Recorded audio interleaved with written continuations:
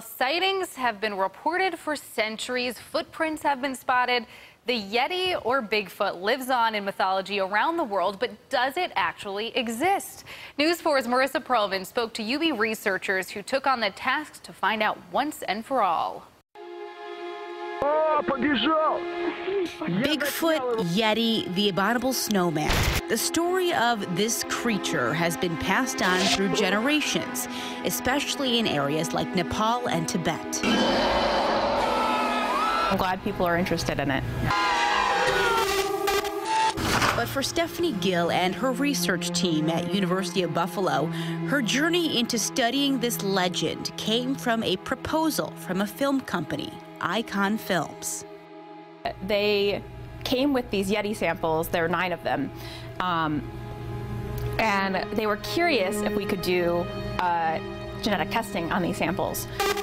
As scientists, she and her team, led by Professor Charlotte Lundquist, don't traditionally believe the Yeti exists. But nevertheless, it was an opportunity for them to study ancient bones and DNA. For the Yeti samples, some of them were fairly old. And some of them we didn't really know exactly how old. So we actually prepared them in a dedicated clean room facility. Bone, hair, skin, and scad samples were studied. And not to disappoint, through this, the team learned the samples actually come from a few Asian bear species and 1 dog. And it turned out that the hair was a Tibetan brown bear and the tooth was dog.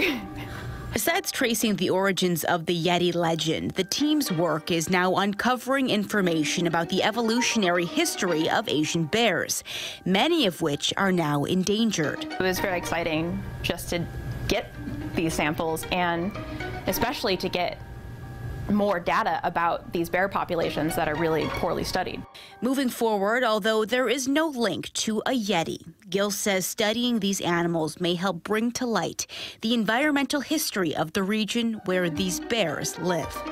Reporting in Amherst, Marissa Perlman, News 4.